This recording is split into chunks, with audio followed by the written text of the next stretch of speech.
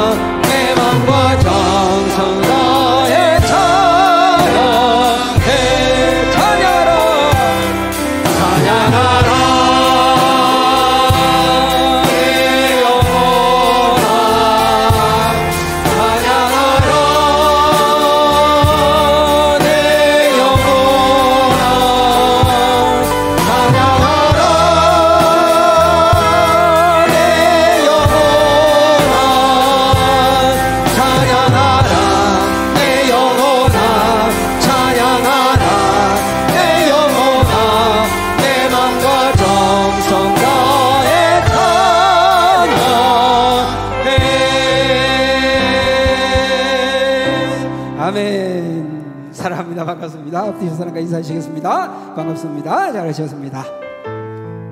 반갑습니다. 잘하셨습니다. 온라인으로 들어오신 우리 꿈꾸는 교회 가족 여러분들도 환영합니다. 우리가 떨어져 있으나 우리는 영어로 다 하나로 묶여져 있습니다. 그러므로 우리 꿈꾸는 교회는 아주 큰 교회인 것입니다. 한 마음으로 하나님께 나아갑니다.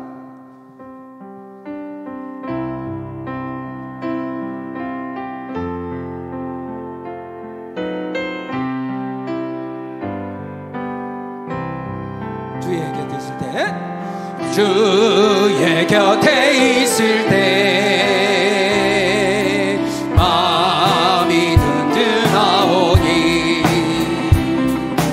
주여 내가 살도록 인도하여 주소서. 주여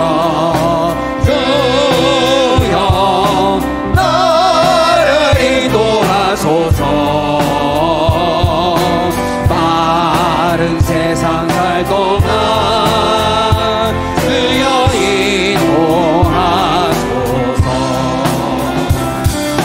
피난처인 예수여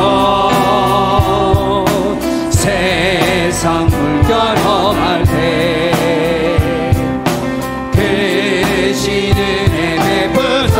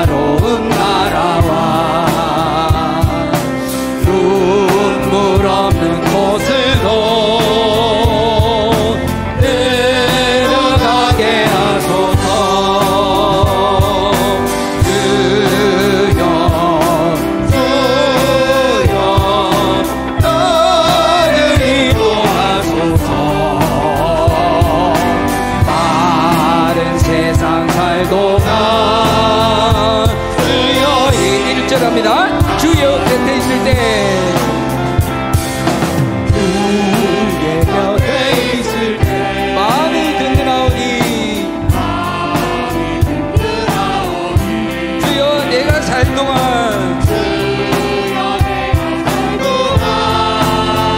인도하여 주소서.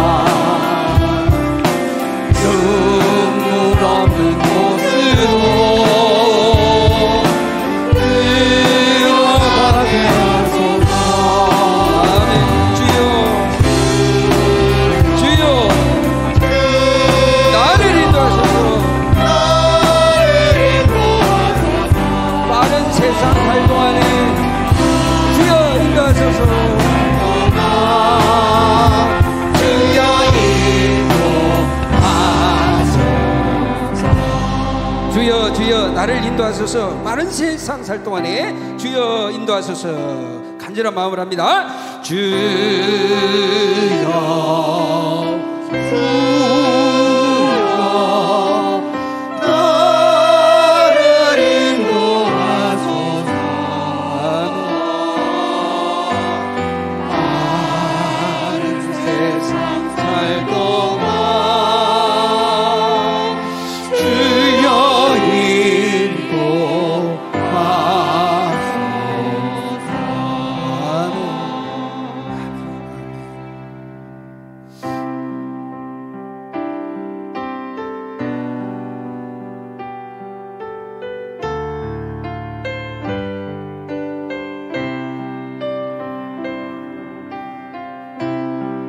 주님 나를 부르시니 두려움 없이 배에서 나가리라. 주님 나를 부르시니 주님 내게 오라시니 주님 보고 계시기에 의심치 않고 바다를 걸어가리라. 주님 보고 계시기에 주님 여기 계시기에 주님 여기 계시기에 내게 뱀 바다가 반석이 되고 주님 여기 계시기에 반석이 내가 걸어가리라. 주님 여기 계시기에 더 거친 파도가 반석이 되고 주님 여기 계시기에 반석이 내가 걷습니다. 처음부터 주님 나를 부르시니 주님 나를 부르시니 두려움 없이 배에서 나가리라. 주님 나를 부르시니 주님 내게 오라시니 주님 보고 계시기에 주님 보고 계시기에 의심치 않고 바다를 걸어가리라. 바다를 걸어가리라. 주님 보고 계시기에 주님 여기 계시기에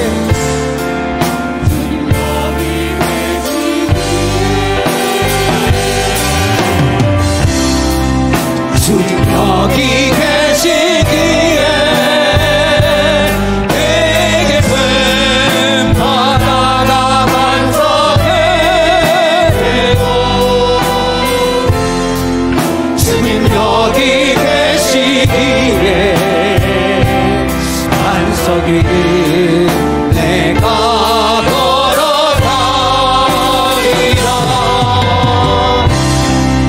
주님 여기 계시기에 더 거친 파도가 반석이 되고 주님 여기 계시기에 반석이 내가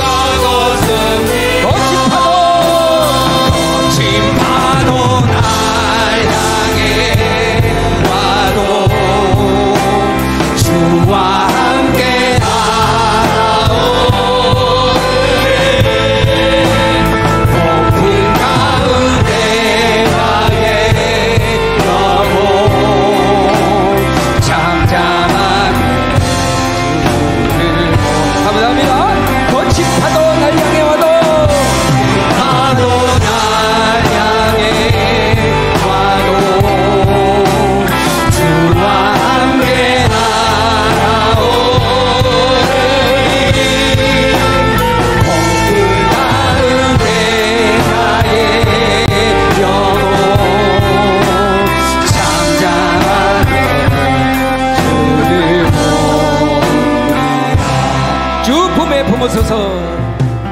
주 품에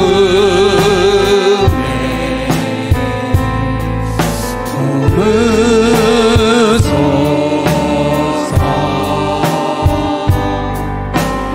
능력에 발로 짚으소서. 주님 안에 나가리. 주님 안에 나거하리.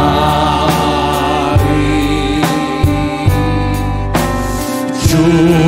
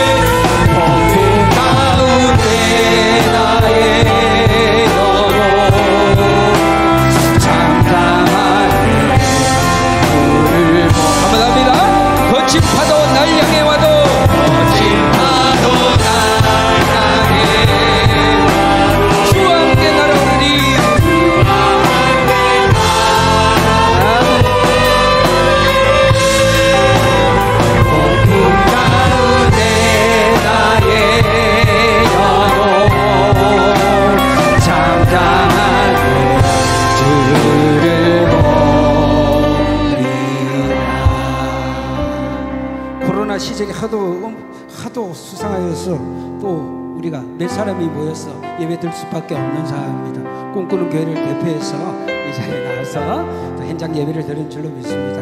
우리의 찬양이 흩어져 있는 모든 꿈꾸는 교회 지체들에게 우리 찬양이 힘으로써 흘러가고 우리가 그렇게 살겠다고 우리 찬양의 이런 다짐들이 꿈꾸는 교회 온라인으로 들어오신 모든 분들에게도 흘러갈 줄로 믿습니다. 대표해서 찬양을 하는 것입니다. 최선을 다해 찬양합니다. 주 품에 품어서서 시작. 주 품에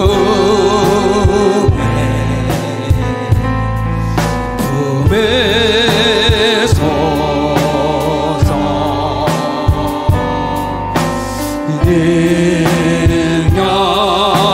능력에 발로 잡으소서. 주님 안에 나가리. 주님 안에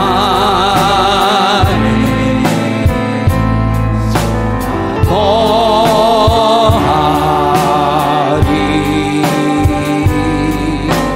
주는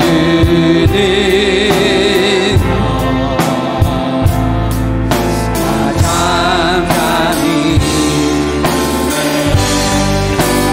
거친 파도 날 향해 주와 함께 날아오르리. 높은 가운데 나의 영혼 잠잠하게 거친 파도 날 향해 와도 거친 파도 날 향해 와도 주와 함께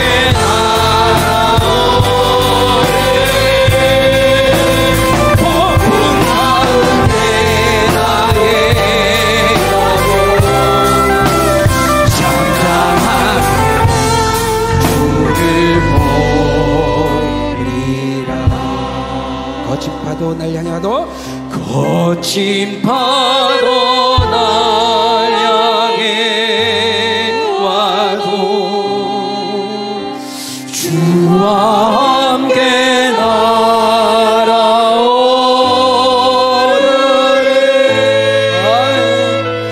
폭풍 가운데 나의 영혼 잠잠하게 주를 보리라. 아멘. 다 같이 기도합니다. 하나님 아버지 하나님께서 우리를 이곳까지 인도하셨습니다. 폭풍이 강할지라도 물길이 셀지라도 반석 되시는 우리 아버지 하나님께서 우리를 잠잠히 안전하게 이곳까지 인도하셨습니다. 하나님의 은혜인 줄로 믿습니다. 꿈꾸는 교회가 다같이 예배를 드립니다. 우리 예배를 허명하여 주시옵소서. 우리 예배를 받아 주시옵소서. 이 시간 하나님을 보게 하여 주시옵소서. 다같이 기도합니다.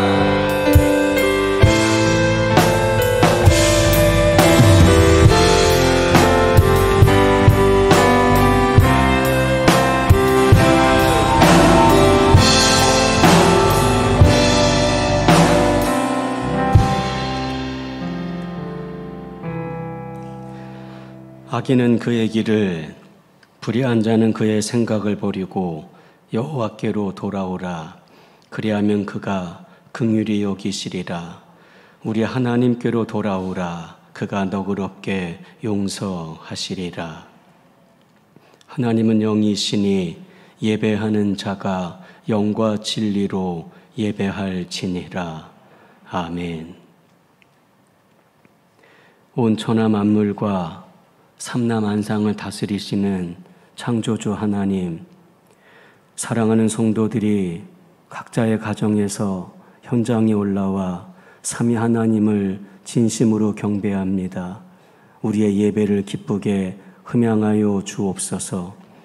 변이 바이러스로 인해 열방과 민족에 신음하고 통곡하는 많은 백성들이 있습니다. 주님의 풍성하신 자비와 긍휼로 그들을 붙들어 주시고 구원하신 하나님의 역사가 충만케 하옵소서. 예수님의 이름으로 기도드립니다. 아멘.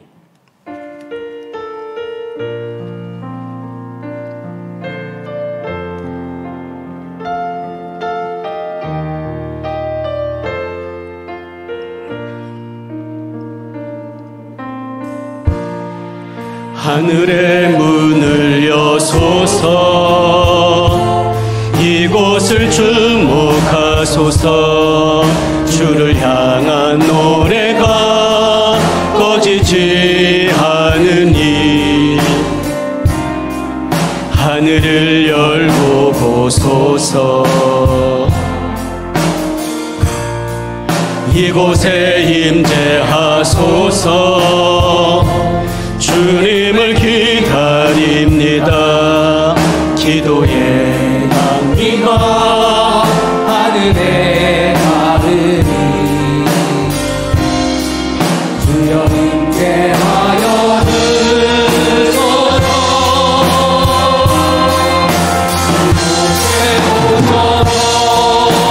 이곳에 앉으소서. 이곳에서 예배를 받으소서.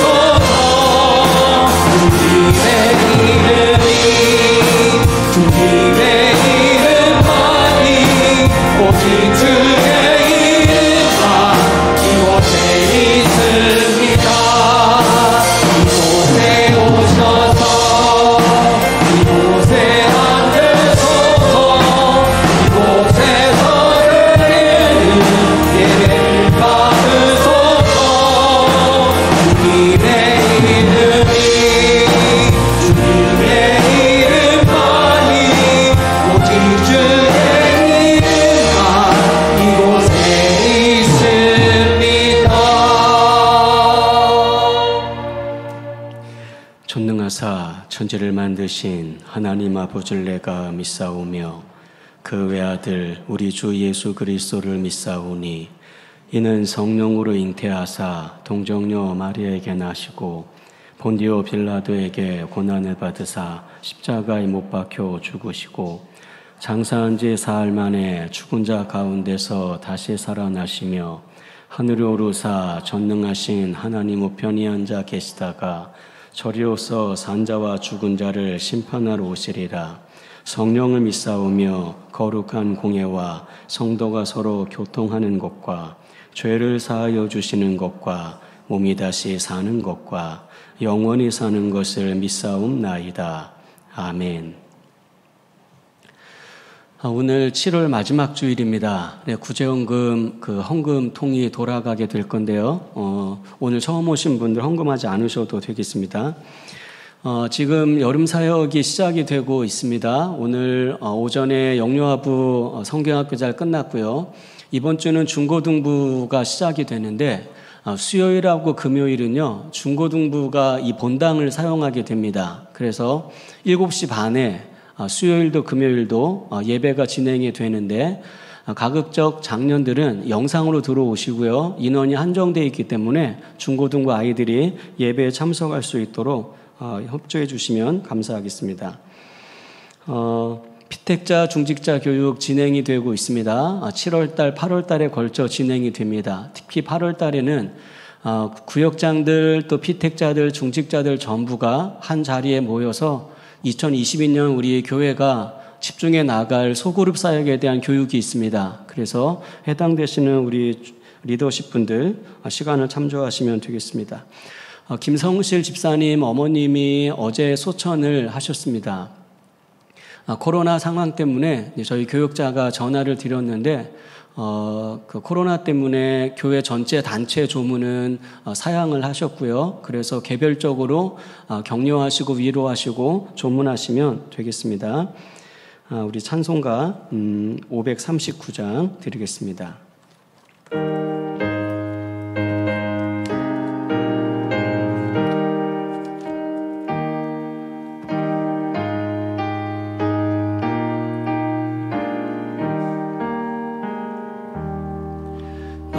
예수께 조용히 나가 내 모든 짐 내려놓고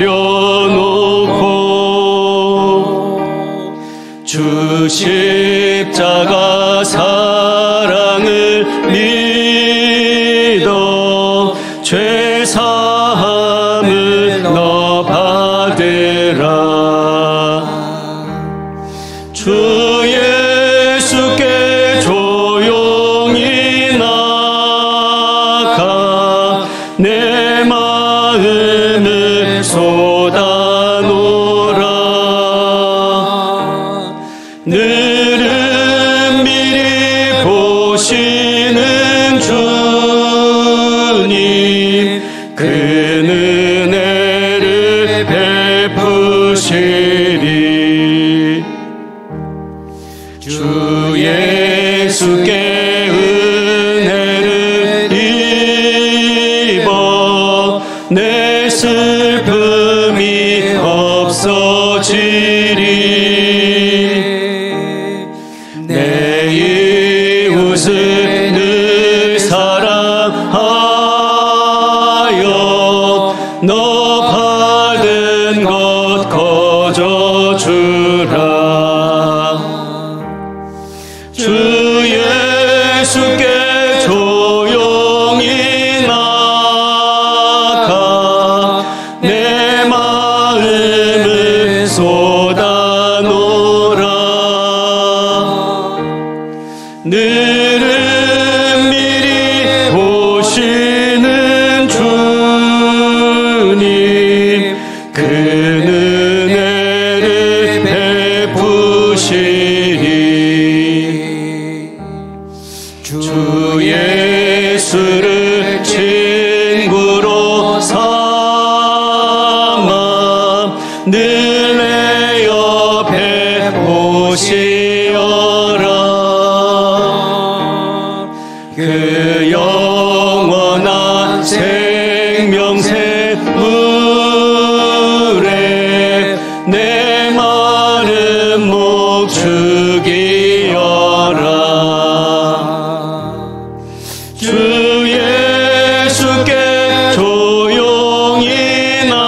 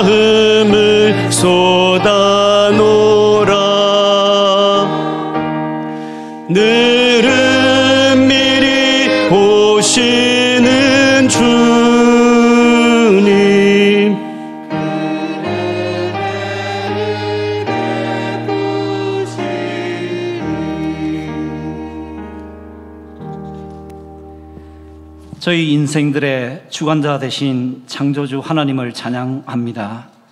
지난 한 주간도 여름의 폭염과 코로나 전염병의 혼란 가운데서도 저희들을 온전히 품어주시고 이 시간 예배로 나오게 하심에 감사와 찬양을 올려드립니다. 지난 한 주간 이사야 선지자를 통해 들려주셨던 말씀은 나 여호와는 온 세상을 향하여 정하신 경영은 반드시 진행하시며 열방을 향하여 펴신 손은 반드시 이루시는 역사의 주관자이심을 선포하셨습니다. 질그릇조와 같이 연약한 피조물인 저희들을 향하여 나의 정인, 나의 택함을 거저 받은 은혜로 하나님의 공고한 백성들이 피난할 수 있고 안식을 누릴 수 있는 시온의 피난처 되어주신 분이 바로 여호와 하나님이심을 말씀으로 언약해 주셨음에 더욱더 감사를 올려드립니다. 하나님 아버지, 저희들에게 허락해 주신 인생길에서 무슨 일을 만나든지 하나님으로 인하여 감사와 찬양이 넘치는 삶의 노래를 부르는 은혜 누리게 하시옵소서. 때때로는 주께서 저희들의 삶을 굽어보시고 진노하시기도 하였지만은 들려주시는 말씀에 반응하고 순종하여 내 고집대로 행하던 길을 멈추어 돌이켜 여호와께로 돌아오기만 하면 그 진노를 멈춰 주시는 분이 바로 여호와 하나님이심을 끝까지 어찌하든지 놓치지 않게 은혜 주시옵소서. 꿈꾸는 교회 모든 성도들이 역사의 주인 되신 하나님 말씀을 즐거이 온전하게 청종하는 은혜를 누리게 하시옵소서. 여호와는 나의 힘이요 나의 요새요 환난 날에 피난처 되신 그분 여호와를 신뢰하는 은혜 누리게 하시옵소서. 그리하여 코로나 전염병과 여러 인생의 공공함 속에서도 오직 여호와만을 온전히 사랑하며 마음을 다하고 성품을 다하여 나의 때가 아니라 여호와 하나님의 때에 하나님의 방법으로 이루어 가실 큰 영광을 눈으로 보고 증가하는 은혜를 누리는 꿈꾸는 교회 모든 성도들 되게 하시옵소서. 하나님 아버지, 교회 여름학교, 성경학교 위에 하나님의 인도하심과 역사하심의 은혜를 더하여 주시옵소서. 수고하는 교육자들과 교사들에게 갑절의 은혜로 먼저 부어 주시옵고 자녀 세대에게 하나님의 크신 은혜를 증거하며 나타내는 시간 되게 하시옵소서. 저희들은 그저 말씀의 언약을 붙들고 순종함으로 씨를 뿌리며 물을 줍니다. 오직 자라나게 하시는 분은 여호와 하나님이시오니 뿌려진 복음의 씨앗이 풍성히 결실하는 저희 자녀 세대 되게 은혜 내려 주시옵소서.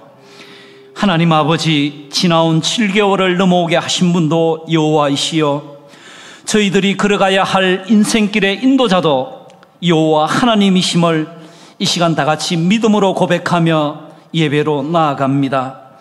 주어진 삶의 힘겨운 무게에 때로는 신음하지만 하나님 아버지께서께 예배하는 주의 모든 백성들에게 하나님의 한없는 긍휼하심과 위로하심의 은혜로 은혜를 누리는 예배되게 하시옵소서. 이 시간 말씀을 선포하시는 목사님을 성령 충만함으로 붙들어 주시옵소서. 선포되어지는 말씀 앞에 저희들의 심령이 하나님의 은혜로 충만케 하시고 하나님만 온전히 붙들기로 결단하는 능력의 말씀 되게 하시옵소서. 저희들의 선한 목자 되어주신 예수님의 이름으로 기도하였습니다. 아멘.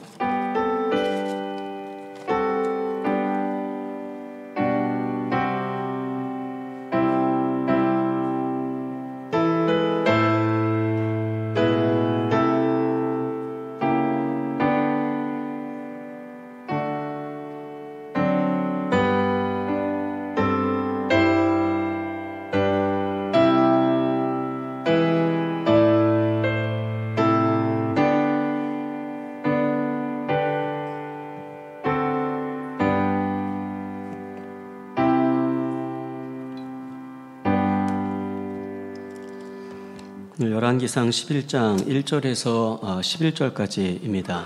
우리 교독하겠습니다.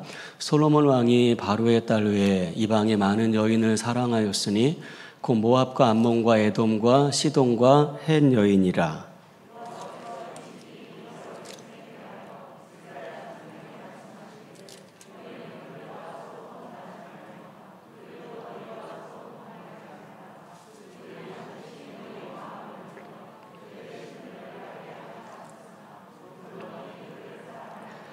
왕은 후궁이 700명이요 첩이 300명이라. 그의 여인들이 왕의 마음을 돌아서게 하였더라.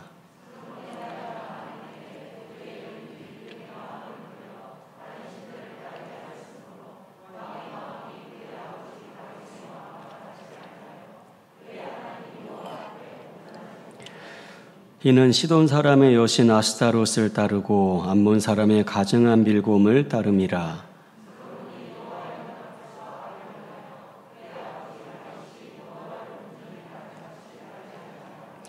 모압의 가증한 그모스를 위하여 예루살렘 앞 산에 산당을 지었고 또 암몬 자손의 가증한 몰록을 위하여 그와 같이 하였으며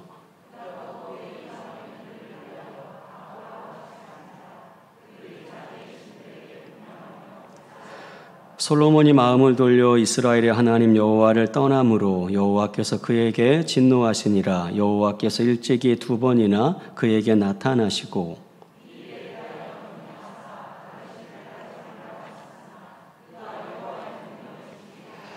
같이 하겠습니다. 여호와께서 솔로몬에게 말씀하시되 내게 이러한 일이 있었고 또 내가 내 언약과 내가 내게 명령한 법도를 지키지 아니하였으니 내가 반드시 이 나라를 내게서 빼앗아 내 신하에게 주리라.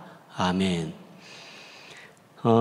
집사람과 저는 그 뉴 밀레니엄이 시작되기 2년 전 98년도에 결혼을 했습니다. 98년 4월에 만나서 6월 달에 결혼을 했으니까요. 연애 기간 딱 2달입니다. 조선시대도 아닌데 2달 만에 결혼을 해버린 겁니다. 지난 주간에 집사람하고 이런저런 이야기를 하는데 집사람이 제게 그러더군요. 2달밖에 연애를 하지 않고 결혼한 게 기적이라고. 제가 그랬죠. 여보, 2달밖에 연애 안 하고 결혼한 것도 기적인데 2달만 연애하고 24년을 산 게 더 기적인 것 같아요. 제가 우리 청년들 연애나 결혼 이야기 할 때 그런 이야기 자주 합니다. 4계절은 지나야 된다.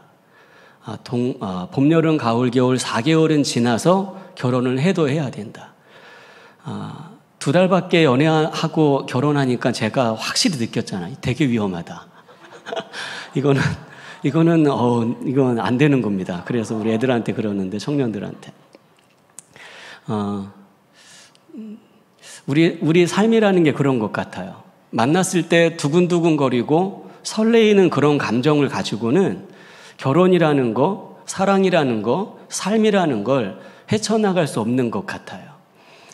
부부라는 건 때로는 슬픔과 기쁨, 또 행복과 불행, 좋은 일과 나쁜 일, 심하게 다퉜다가 화해하기도 하고, 열받고 기분 나빠서 한참 동안 이야기하지 않다가 저 인간 불쌍해서 또 봐주고, 이렇게 모든 통합적인 정서가 함께 나눠지면서 때로는 싫기도 하고, 때로는 좋기도 하고, 때로는 오빠처럼, 때로는 누이처럼 이렇게 서로 간의 정서적 나눔을 통해서 부부라고 하는 공동체가 세워지는 것 같습니다.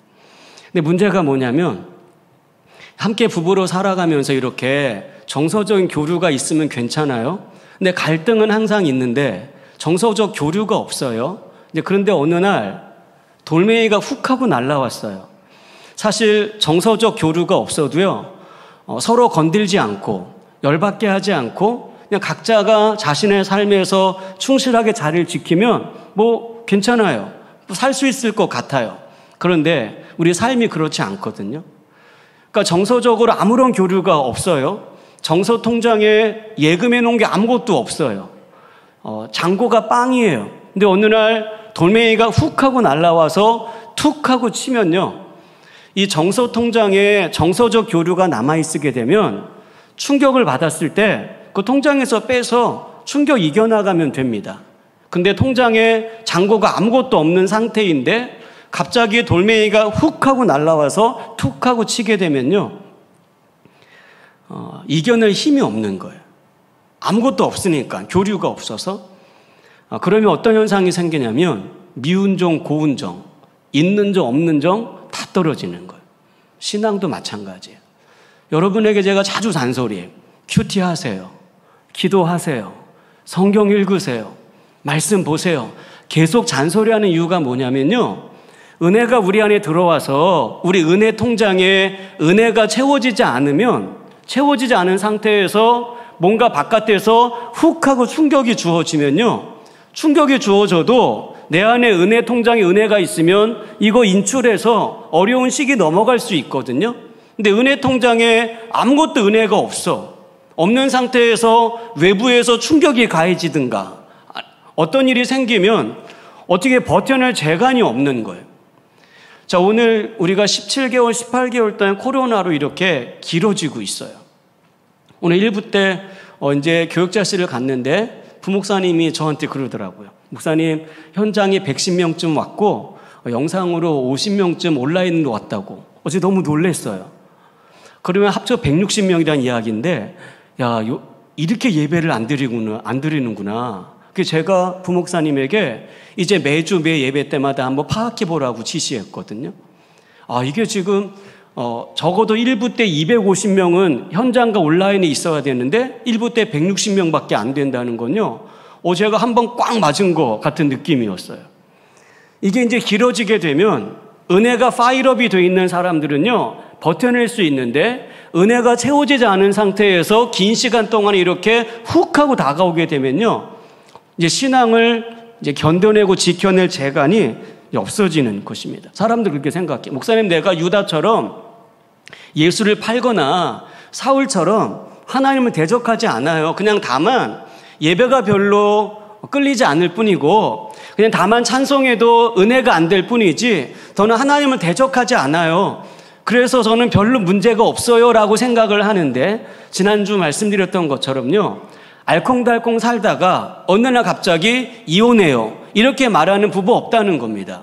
그 중간에 반드시 권태기라는 과정이 존재하죠. 신앙생활 잘하다가 어느 날 갑자기 예수를 버리는 사람이 없습니다. 그 중간에 실증이라고 하는 이 단계가 존재한다는 것입니다. 무슨 말이냐? 영적인 실증은 다음 단계로 지나가게 되면 예수를 버리거나 하나님을 대적하는 단계로 나아가게 되는데, 오늘 솔로몬이 영적인 실증의 단계를 거치다가 오늘 본문의 말씀에 솔로몬이 여호와를 떠났더라. 자, 그래서 이렇게 여호와를 떠나버리는, 여호와를 버리는 솔로몬에게 세 가지 증상이 벌어졌어요. 첫 번째 증상, 내가 원하는 대로 살아요. 하나님의 원함은 별로 상관이 없어요. 두 번째 증상, 하나님이 말씀하셔도 이게 무게가 있질 않아요. 그냥 하나님 말씀은 그냥 너무 가벼운 거예요. 세 번째 증상, 하나님의 뜻을 정면으로 거역합니다. 자, 솔로몬 되게 뜨겁게 신앙생활했죠. 지난주 말씀드렸던 것처럼 유다 어떤 왕들도요, 1000번제를 드림으로 시작한 왕이 없어요. 솔로몬은 1000번제를 드리면서 정말 뜨겁게 왕으로서의 직무를 시작을 했습니다. 왕이 됐으니까 부국강병을 이루고 싶었습니다. 그래서 솔로몬이 택한 정책은요, 주변의 이웃들과 정략 결혼을 통해서요, 조약을 맺고 이제 그쪽에 무역을 통해서, 중개 무역을 통해서 엄청난 돈을 벌여들었습니다. 부국을 성취한 거죠. 그 돈을 가지고 성을 쌓고 말을 사들이고, 자, 그래서 강병을 성취했습니다. 솔로몬 시대에 하나님이 얼마나 많은 복을 줬냐면요, 은이 길바닥에 돌처럼 여겨졌더라. 엄청난 부가 솔로몬 통치 기간 동안에 부어졌는데, 하나님의 축복이 강하면 강할수록 타락이 시작된다는 것처럼요, 솔로몬의 마음을 여인들이 흔들기 시작했습니다. 이게 사탄의 전략이에요. 솔로몬이 강력할 때 여인을 대동하지 않습니다. 근데 솔로몬이 나이 많아 늙었을 때, 나이 많아서 젊은 처자들이 다가와서 살랑거릴 때 견딜 수 있는 힘이 전혀 없는 것을 사단이 너무 잘 알기 때문에 그때 여인들을 보내서 솔로몬의 마음을 흔들기 시작한 것입니다. 서양의 미키아벨리의 군주론이 있고 중국의 정관정효가 있다면 이스라엘은 신명기에 왕의 규례가 3가지가 있습니다. 첫 번째, 여자를 많이 두지 마라. 두 번째, 돈을 많이 갖지 마라. 세 번째, 말을 많이 두지 마라. 근데 솔로몬은 이 3가지 왕의 규례를 정확하게 파기했습니다. 몰랐을까요? 몰랐을 리가 없습니다. 잠언과 전도서를 쓴 솔로몬의 고백을 보면요, 몰랐을 리가 없습니다. 이걸 정확히 해체하면서 솔로몬이 자기 원하는 대로 마음대로 살았던 거죠. 게다가 충격적인 고발이 바로 9절인데요. 하나님이 솔로몬에게 2번이나 나타났습니다. 2번 나타나서 솔로몬에게 명령을 주었지만 솔로몬은요, 에서같이 하나님의 말씀을 무시하는 망령된 자로 타락해 버린 것입니다. 더 기가 막힌 것은 11장 40절입니다. 자, 솔로몬이 누구를 죽이려고 하냐면 여로보암을 죽이려고 합니다. 여로보암이 누구냐면 솔로몬의 죄 때문에 하나님이 다윗의 10개 지파를 찢어서 여로보암에게 주겠다고 신탁을 받은 사람입니다. 다시 말하면 솔로몬은요, 사울과 같이 여호와의 신탁이 임했어요. 마치 사울이 다윗을 죽이려고 했던 것처럼 솔로몬은 여호와의 신탁을 받은 여로보암을 죽이려 한 것입니다. 무슨 말이냐? 자기의 권력으로 하나님의 신탁을 막으려고 애를 썼다는 거죠. 아, 사람이 어떻게 이렇게까지 타락할 수 있을까요? 그렇게 신실하게 신앙의 여정을 시작했던 솔로몬이라는 사람이 어떻게 이렇게까지 타락해서 정면으로 자신의 권력을 가지고 여로보암을 죽이는, 이거는 하나님을 죽이겠다는 건데 여기까지 솔로몬이 나아간 것입니다. 목회자로 살다 보면요, 이런 것들을 이제 많은 교회는 아니고 특별한 교회, 몇몇 교회들 가운데 이런 걸 볼 수가 있어요. 서울의 강북에 대표적인 합동주 교회가 하나 있습니다. 이 목회자가 이제 목회자랑 갈등이 생겼어요. 그때 그 교회 리더십들이요, 여기 강대상 어떻게 했냐면 이거를 거꾸로 세워놨습니다.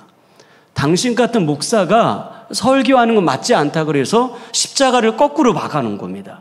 십자가를 거꾸로 박는다. 사탄교회에서 하는 일들입니다. 어떤 교회는요, 강대상을 도끼로 부수는 사람도 있습니다. 예배를 드리는데 예배 못 드리게 하려고 징을 치고 꽹가를 치면서요, 예배를 방해하기도 하고요. 어떤 교회는요, 교회 문제가 생겼는데 이 문제를 처리하기 위해서 용역 깡패들을 동원하는 교회도 있습니다.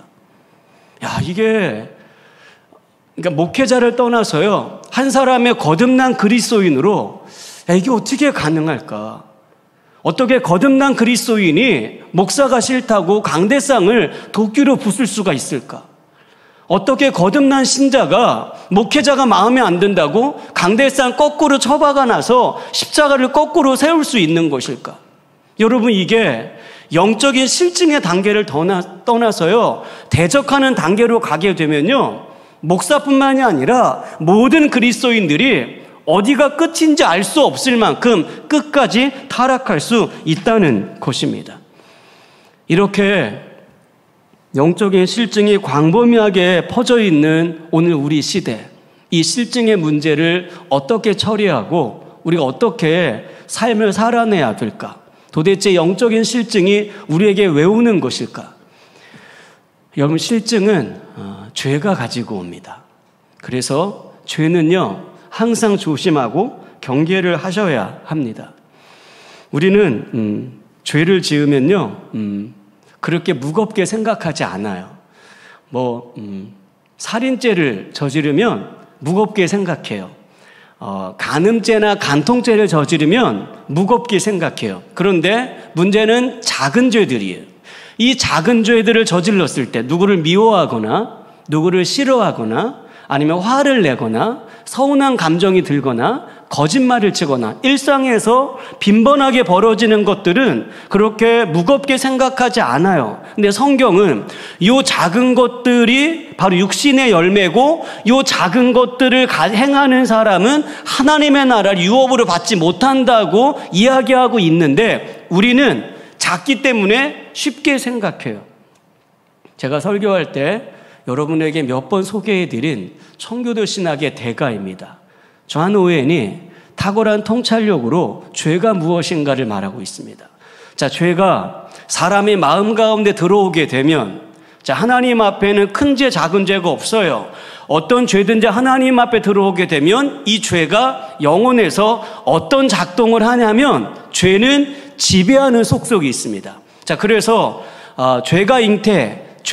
욕심이 잉태하면 죄를 낳고 죄가 장성하면 사람을 죽이는 것입니다. 자, 그래서 죄가 우리 가운데 들어오면 그냥 내가 또 잘못했네? 또 죄를 지었네? 행위적 차원이 아니라 우리 마음과 영혼을 지배하는 통치자로 우리 심령의 군주로 서려고 죄가 계속 자기의 세력을 확장을 한다는 것입니다. 그래서 항상 저와 여러분들이 죄에 대해서 경계를 하셔야 됩니다. 죄는 그냥 죄로 끝나지 않아요. 이 반복되는 작은 죄가 우리 안에 들어오게 되면 그 죄는 반드시 우리 영혼 가운데 작동들을 합니다. 따라서 하겠습니다. 죄의 노예가 된다. 알코올 중독, 또 게임 중독, 도박 중독, 섹스 중독. 우리 리스트에 중독이 되게 많아요. 노예예요. 내 힘으로 아무것도 할 수가 없어요. 쇼핑 중독. 내가 뭘 하려고 해도 이미 죄의 지배 가운데 있기 때문에 특별히 치료를 받고 상담을 받고 약물을 투여받지 않으면 내 힘으로는 절대 이겨낼 수 없는, 우리 시대에 어마무시하게 많은 중독들이 있는 이유가 뭐냐면 그만큼 죄가 세력을 확장해 나가서 죄의 지배를 당하는 사람들이 적지 않다는 것입니다. 이 죄의 문제는요, 기독교 신앙에 대단히 중요한 문제이기 때문에 8월이나 9월쯤에 이 죄의 문제를 처리하는 것은 그때 별도로 한 번 더 다루게 될 것입니다. 자, 두 번째입니다. 같이 읽겠습니다. 생명의 근원이 마음에 있다. 마음을 잘 파수해야 된다. 열정도 마음에서 나오고요. 무감각도 마음에서 나옵니다. 사랑도 마음에서 나오고요. 미움도 마음에서 나옵니다. 이 영적인 전쟁이 힘든 이유가 뭐냐면 세상의 물리적인 전쟁은요, 따로 이렇게 배치가 되어져 있어요. 지옥도 다르고 캠프도 달라요. 영적인 전쟁은 이 좁은 가슴 안에 함께 공존하고 있습니다. 자, 그래서 신자가 영적인 싸움에 있어서 가장 중요하게 생각할 것이 뭐냐? 따라서 하겠습니다. 민감하게 반응해야 된다. 여러분, 죄는 우리 육체를 건드리는 게 아니에요. 생명의 근원인 마음을 건드리는 거고 우리 생각을 타고 들어옵니다. 자, 그래서 영적인 싸움에 있어서 또 영적인 실증의 단계에 묶이지 않으려면 항상 민감하게 어떤 반응을 가져야 되냐면 여기에서 어떤 생각이 계속 일어나는지, 또 이곳에서 어떤 마음들이 계속 벌어지는지를 민감하게 반응하지 않은 채 시간이 계속 지나게 되면요, 우리 안에 들어온 작은 죄가 점점점 세력과 힘을 확장해 내서요, 이 생각이나 이 마음을 통치하고 지배해서 자기가 원하는 방향으로 충분히 끌고 갈 수 있습니다. 왜냐하면 죄의 배후에는 하늘이 있지 않아요. 죄의 배후에는 땅이 있기 때문이에요. 죄의 배후에는 하나님이 있는 것이 아니라 어둠의 권세 사탄이 계속 조장해내는데 이 사탄의 능력이 우리 생각보다 훨씬 강력하다는 것입니다. 그런데 우리에게 기쁜 소식이 하나 있습니다. 여러분, 사탄이 아무리 힘이 강력해도요, 우리가 마음을 열지 않으면 사탄은 우리 마음을 지배할 길이 없습니다. 우리가 마음의 빗장을 열어서 사탄의 유혹을 받아들이지 않는 이상 사탄은요, 우리 마음을 통치하거나 마음을 지배해서 자기가 원하는 방향으로 결단코 끌고 갈 수 없다는 것입니다. 그래서 당부하는 거예요. 영적인 실증의 죄에 묶이지 않으려면요, 여기에 민감하셔야 됩니다. 그리고 여기에 민감하셔야 됩니다. 죄는 죽어있는 것이 아니에요. 살아서 장성합니다. 살아서 장성하면 사람을 죽이고 사망 가운데 끌고 갈 수 있는 충분한 능력을 갖고 있기 때문에 한 주간 동안 우리의 삶을 돌아보세요.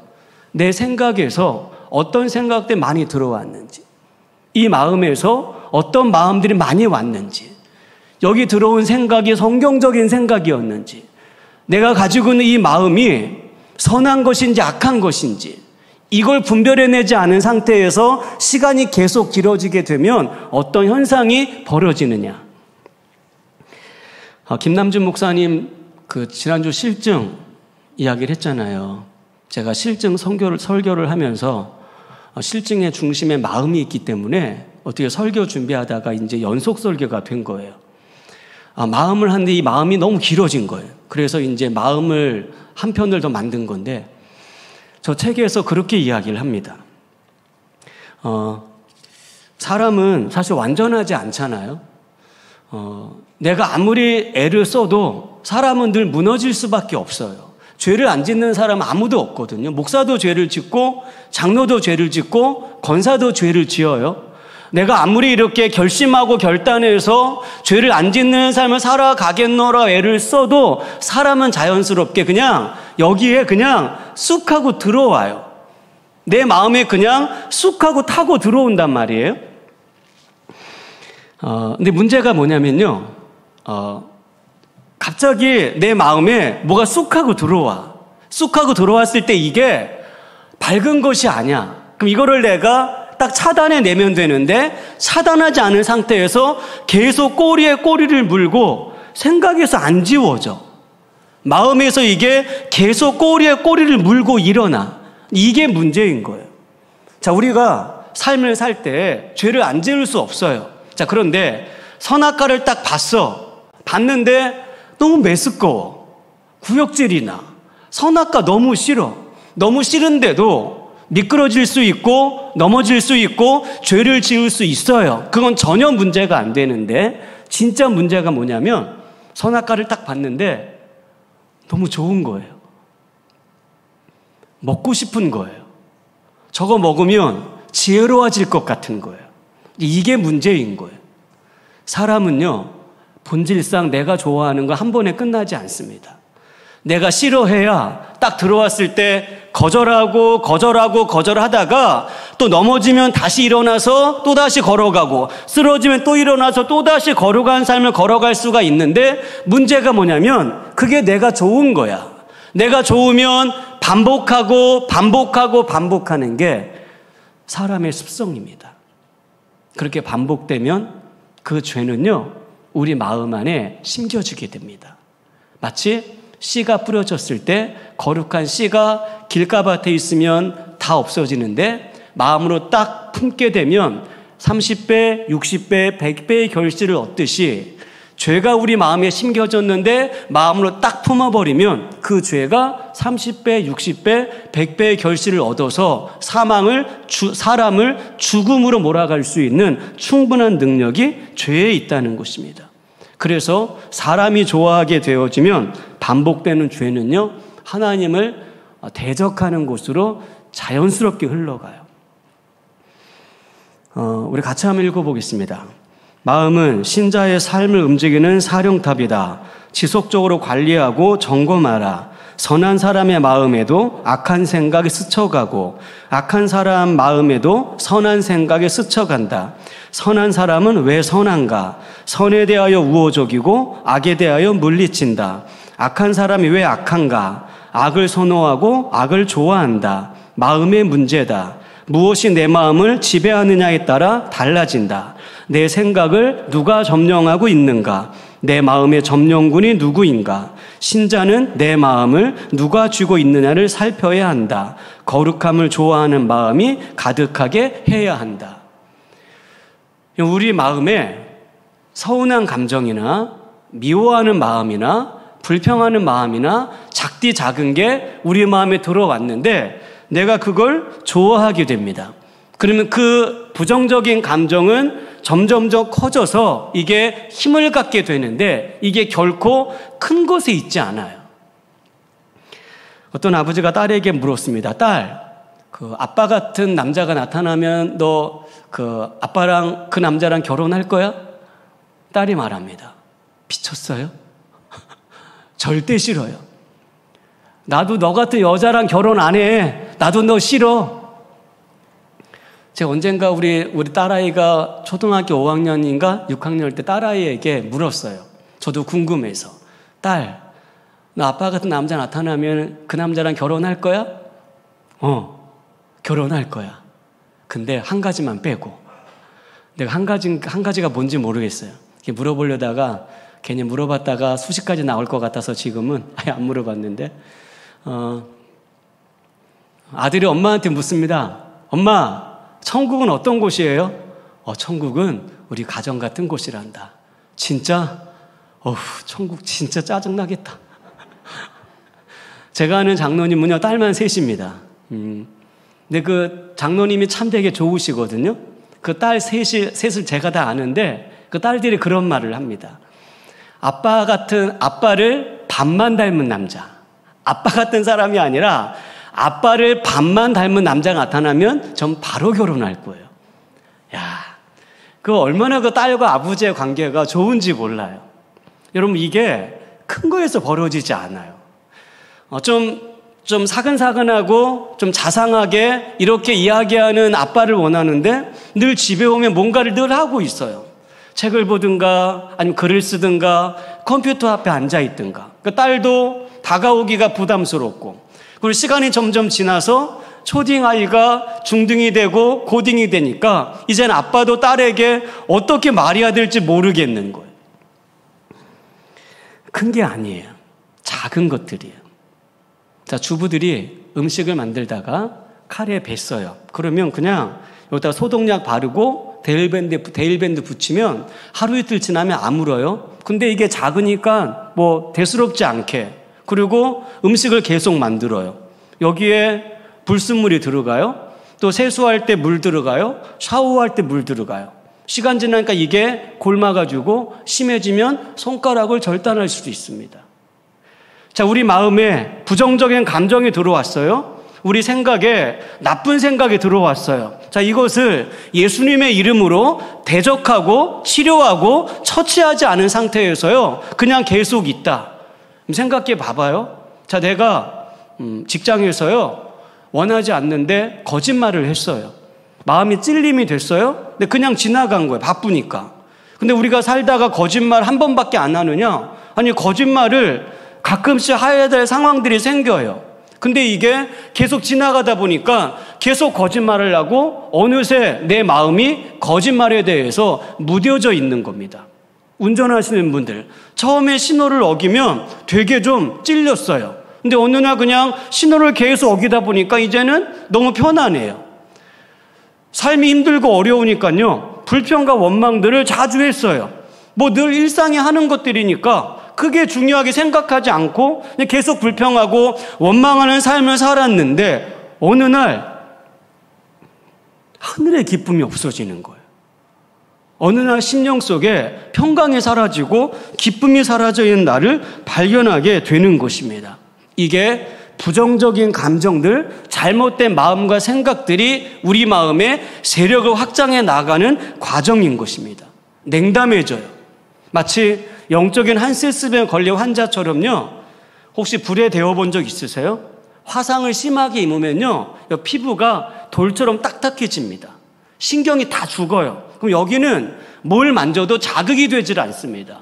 자, 우리 마음과 생각이 뭔가를 들어왔는데 처치하지 않은 상태에서 길어지고 반복되고 계속되다 보면요, 마치 화상에 걸린 피부처럼요, 어떤 자극을 줘도 절대 반응이 일어나지 않는, 반응하고 싶지, 그런 토로하는 분들 가끔 있어요. 목사님, 저도 구원의 확신을 알고 싶어요. 십자가를 볼 때 죄사함의 은혜를 누리고 싶어요. 저한테 말하는 중년의 남성들이 몇 분 계셨어요. 나도 하고 싶은데 이 실증이 길어지다 보니까 이게 무뎌져서 어떠한 자극도 반응되지 않는 이제 그런 상태로 전락해 버리는 것입니다. 그래서 신자는 민감하셔야 합니다. 그리고 그냥 두시면 안 됩니다. 그냥 없어지는 것은 없어요. 무의식에 남든지 뭔가에 남아서요, 어느 날 갑자기 툭 하고 튀어오릅니다. 작은 거 쉽게 생각하지 마시고, 그 작은 것이 마음 안에 오게 되면 이게 점점점 세력을 넓혀서 신자를 죽음 가운데 끌고 가니까 작은 게 들어올 때마다 그때마다 기도하세요. 그때마다 예수님의 보혈로 덮으시고요. 어떤 것이건 부정적인 생각과 마음들이 들어올 때마다 예수님의 피로 씻어내셔서요.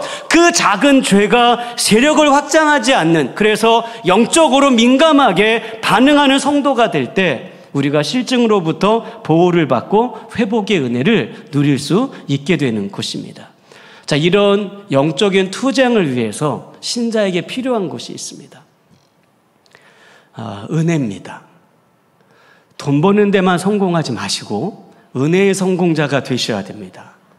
다이어트에만 성공하지 마시고 은혜에 성공하셔야 합니다. 그래야 신자의 삶을 정결하게 걸어갈 수 있단 말이에요.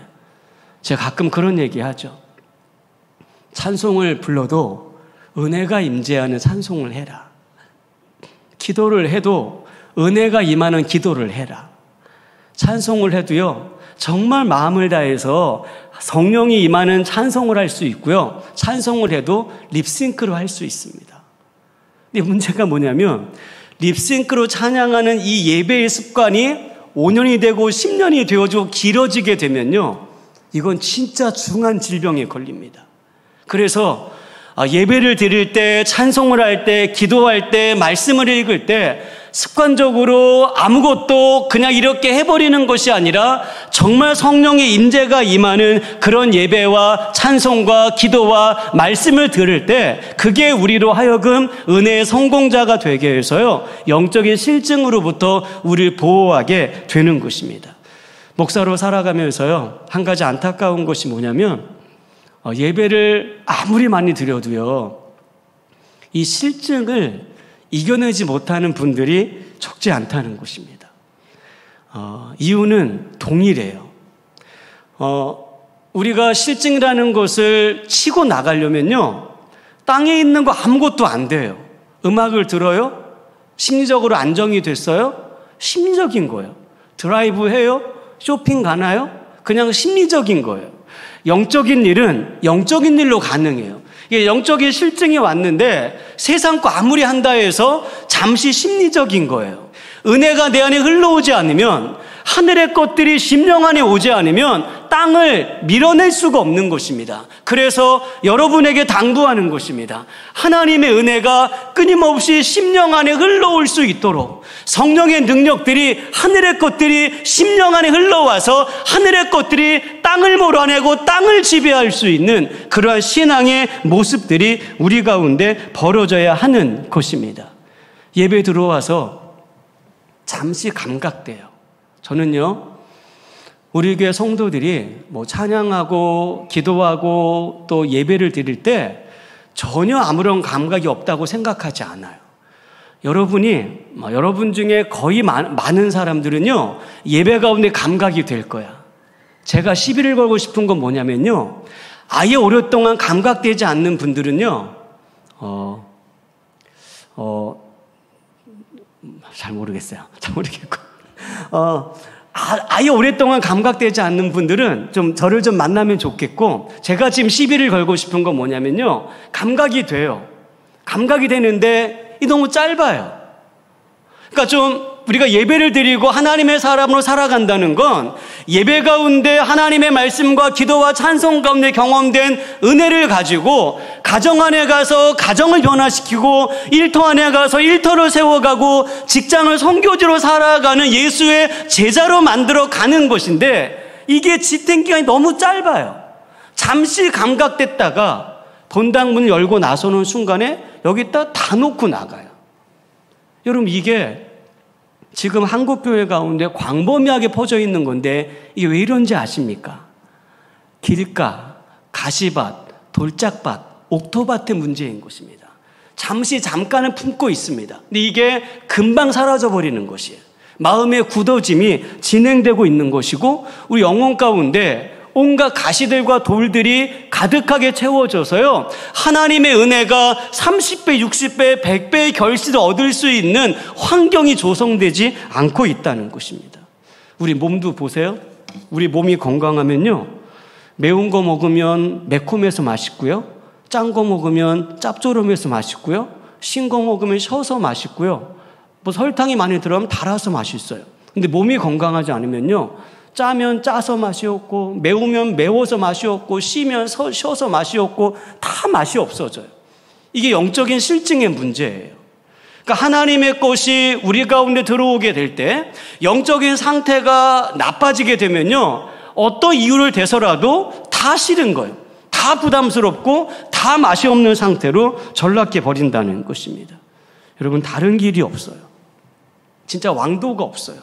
배고프면 밥을 먹어야 되고요, 목마르면 물을 마셔야 됩니다. 그래서 은혜가 점점 식어져 가게 되면 다른 것들이 아니라 은혜를 계속 공급하는 삶에 결심을 하지 않으면 회복되지 않아요. 회복 안 돼요. 그냥 평생 그렇게 가게 돼요. 그래서 제가 여러분에게 자주 강조하는 거, 신앙은 결심이라고. 그래서 뭔가 하나님의 은혜가 내 안에 흘러올 수 있도록 삶을 계속 조성해 내셔야 합니다.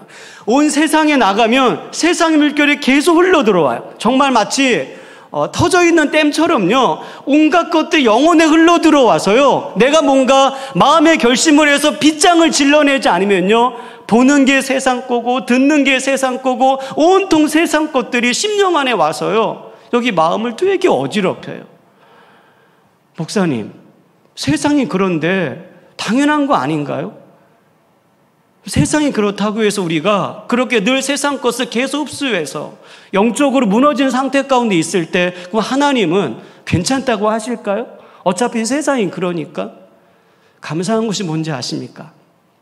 세상이 이렇게 쏟아져 나오는데 우리가 우리 관심을요, 세상에서 하나님으로 돌린다면, 그러면 엄청나게 많은 은혜의 요소들이 사방에 널려 있습니다. 우리가 우리 생각의 집중을 세상에서 하늘의 것으로 돌리면요, 여러분 주머니에 있는 전화기 하나가 어디에 있든지 간에 엄청나게 많은 은혜의 요소들을 우리 삶에 계속 공급해낼 수 있는 중요한 도구가 된다는 것입니다. 스마트폰 잘 이용하세요. 스마트폰을 잘 이용하면요, 여러분 삶에 엄청난 은혜의 도구가 되어집니다. 주님이 우리에게 정말 유용한 도구를 줘서요, 이렇게 험한 세상 가운데 스마트폰 한 대를 가지고 정말 많은 은혜와 복을 누릴 수 있는 그 통로가 우리 손에 쥐어져 있다는 것입니다. 서두에 소개한 책은 설교집이 아니에요. 그냥 경건서적인데 김남준 목사님이 그 책에서요, 마치 설교를 하듯이 그렇게 글을 쓰고 있습니다. 이렇게 외쳤어요. 한국교회를 향해서. 얼음같이 차가운 심정으로 그리스도를 볼 수 있을까? 얼음처럼 냉담한 마음으로 그리스도의 영광을 드러낼 수 있을까? 하나님의 살아계심으로 인하여 도무지 감동받지 않는 마음이, 그리스도의 십자가 대속에 감사하지 않는 심정이 세상을 향하여 그리스도를 전할 수 있을까? 김 목사님의 탄식은 할 수 없다는 것입니다. 얼음처럼 냉담한 심정으로 하나님의 얼굴을 볼 수 있을까? 볼 수 없다는 것입니다. 차갑게 식어버린 열정으로 그리스도의 영광을 노래할 수 있을까? 할 수 없다는 것입니다. 모든 것에 냉담한 사람이 그리스도의 제자로 가정 안에서, 일터 안에서, 교회 안에서 예수의 생명을 드러내는 사람으로 살 수 있을까? 없다는 것입니다. 한국교회를 보십시오. 적지 않은 교회가 다툼과 분열을 겪고 있습니다. 리더십들 간에 분열의 영들이 아주 심각하게 퍼져 있습니다. 이렇게 되어진 요인이 무엇일까요? 목사의 심정 속에, 성도의 심령 속에 은혜가 메말라서 차가운 심정, 냉담한 심정이 되어지니까 사방에 먼지가 나고 사방에 어둠이 몰려오는 것이 아니겠습니까? 제가 설교하면서 하나님이 제게 찬송을 한 곡 줬습니다. 내 백성이 나를 떠나 돌아섰지만 내 사랑이 내 백성은 포기 못하니 내 모든 것 내어주고 나 그들을 얻으리라. 여호와께 돌아가자. 우린 돌아서도 그는 변치 않네. 여호와께 돌아가자. 여러분, 내가 돌아가겠노라고 거룩한 결단을 하지 않으면 우리 삶에 아무런 변화도 일어나지 않습니다. 그래서 여러분들에게 간곡히 당부드립니다. 혹시 내 삶에 무감각, 무열정, 무느낌, 무감동. 하나님에 대해서 아무런 감동이 되지 않는 분이 계십니까? 그리스도의 대속의 은혜를 생각해도 아무런 은혜가 심령 안에 흘러오지 않는 형제와 자매 있으십니까? 여러분에게 당부합니다. 여호와께로 돌아가겠노라고. 내 삶의 사방 가운데 하나님의 은혜가 흘러올 수 있는, 주님의 은혜를 누릴 수 있는 장치를 세워놓겠노라고. 그래서 내가 한 주간을 살아가는 동안에 눈을 뜨면 주님의 은혜를 생각하고, 눈을 감으면 하나님의 은혜를 다시 결심할 수 있는 그런 길갈의 돌들을 세워놓겠노라고. 사랑하는 형제자매 여러분, 아침에 눈을 떴는데 내 마음 안에 밝음이 생기지 않고 어둠이 몰려오는 분들 적지 않으시죠? 아침에 눈을 떴는데 나에게 새날을 준 하나님 앞에 감사하는 마음이 없을 때, 그리고 기뻐하는 마음이 없을 때, 마음에 선한 것이 흘러오지 않을 때 하나님 앞에 기도하기 바랍니다. 그래서 내가 아침에 눈을 뜰 때마다 나에게 생명을 연장해 주신 하나님의 은혜에 감사하는 마음으로 눈을 뜰 수 있도록, 하루를 살아가면서 삶의 모든 것에 주님의 은혜에 감사하고 예수의 생명 안에 살아있음을 느끼면서 한 주간을 살아갈 수 있도록 하나님 앞에 은혜를 구하면서 세상 것이 아니라 주님을 바라보며 한 주간을 살아가 다음 주에 올 때는 나를 인도하신 주님 앞에 승리의 찬송을 부르며 하나님 앞에 함께 예배할 수 있는 모든 성도들이 될 수 있기를 바랍니다. 찬송하겠습니다.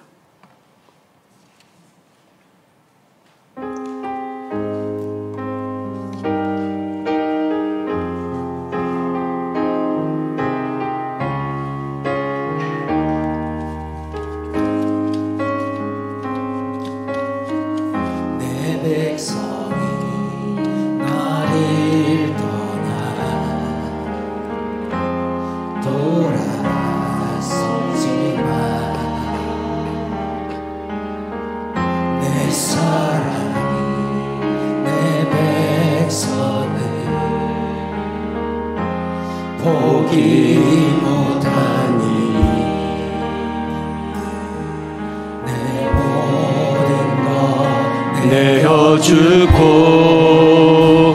나 그들을 얻으리라. 여호와께 돌아가자.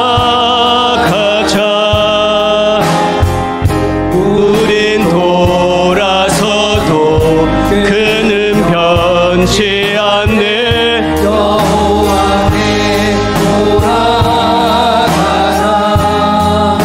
우리 넘어져도 그 사랑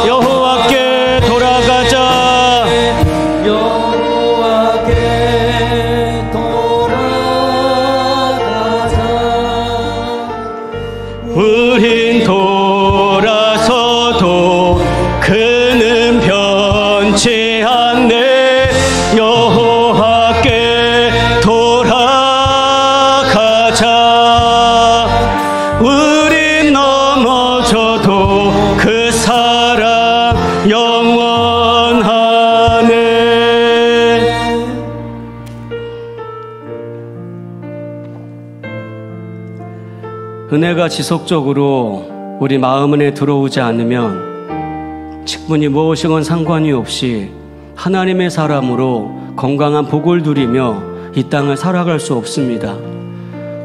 그래서 믿는 신자는 작디 작은 것에 민감하게 반응하면서 때마다 시마다 십자가를 바라보고 예수의 보혈을 힘입고 살아갈 때만이 그리스도의 은혜 가운데 풍성한 생명을 누리며 이 땅을 살아갈 수 있게 되는 것입니다.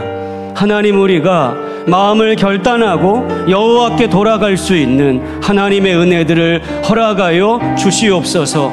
사랑하는 성도들이 무뎌지지 않게 하여 주시고 냉담하지 않게 하여 주시고 작은 것이라고 쉽게 생각하지 않게 하여 주셔서 범사에 마음을 결단하고 거룩을 사모하고 은혜를 사모함으로 한 주간 동안에 주님의 이름으로 승리하는 모든 종들이 될 수 있도록 역사하여 주시옵소서. 다 함께 통성으로 기도하겠습니다. 사랑하는 주님, 작은 것을 무시하지 않게 하시고 작은 것을 가볍게 생각하지 않게 하시고 우리가 하나님 앞에 때마다 시마다 예수의 보혈을 의지하면서 믿음으로 걸어갈 수 있도록 은총을 베푸시기를 바랍니다. 사랑하는 주님, 여러 성도들이 거룩을 결단하게 하여 주십시오. 작은 것을 쉽게 생각하지 아니하고 아무리 작은 것이라도 주님의 보혈과 은혜를 의지하면서 믿음으로 걸어가겠노라고 마음을 정하게 하여 주십시오. 그래서 하나님 앞에 은혜를 사모하고 주님의 이름을 뼈잡고 거룩을 연습해 나갈 수 있는 우리의 영혼이 무너지고 사망으로 나아가는 것에 있어서는 큰 것도 없고 작은 것도 없습니다. 사탄은 특별히 큰 것이 아니라 작고 미세한 것으로 광명의 천사같이 우리 가운데 다가와서 신자가 아무것도 의식하지 못한 채 서서히 영적인 무감각, 냉담한 상태로 만들어가는 것이 사단의 전술이고 전략인 것입니다. 사랑하는 성도들에게 은혜를 허락해 주셔서 한 주간 동안에 깨어있는 삶이 되게 하여 주시고 우리 마음과 우리 생각 가운데 아무리 작은 것이 스며들어올지라도 예수의 보혈로 정결함을 사모하며 은혜를 붙들고 승리하는 한 주간이 되게 하여 주옵소서. 예수님의 이름으로 기도드립니다. 아멘.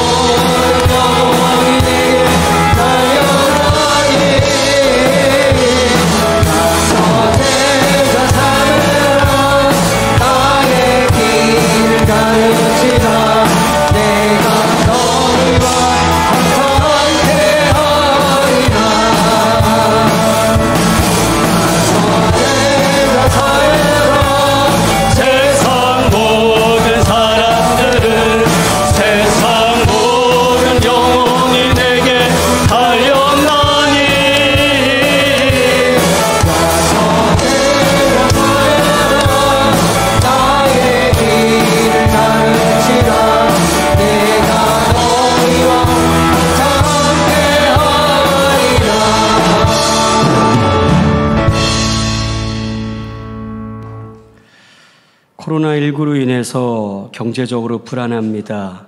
삶이 핍절하고 어려운 시기를 걸어가고 있습니다. 그럼에도 불구하고 하나님 앞에 올 때마다 빈손으로 오지 말라는 주의 계명을 따라 소중한 헌금을 올려드립니다. 믿음으로 헌신하는 귀한 종들에게 하나님의 복이 가득하게 하시고 남은 여생 동안에 자녀의 길을 열어주시며 사업 가운데 평강을 주시고 사방 가운데 주의 은혜가 부요하게 임하는 복 있는 삶이 되어져서 선한 사업에 하나님의 영광을 위해서 힘차게 쓰임받는 축복의 통로들이 되게 하여 주옵소서. 이제는 우리 주 예수 그리스도의 은혜와 하나님 아버지의 사랑하심과 성령의 교통하심이 함께 예배하는 모든 형제들, 모든 자매들 머리 위에 지금부터 영원까지 함께 계실지어다. 아멘. 하나님 아버지, 은혜를 사모하며 예수의 이름을 붙들고 한 주간을 살게 하여 주옵소서. 무뎌진 삶을 살지 않게 하시고 민감하게 반응하게 하셔서 내 삶의 현장 가운데 범사의 주님이 주인으로 좌정할 수 있는 경건하고 거룩한 한 주간을 보낼 수 있도록 모든 성도들에게 은혜를 허락하여 주옵소서.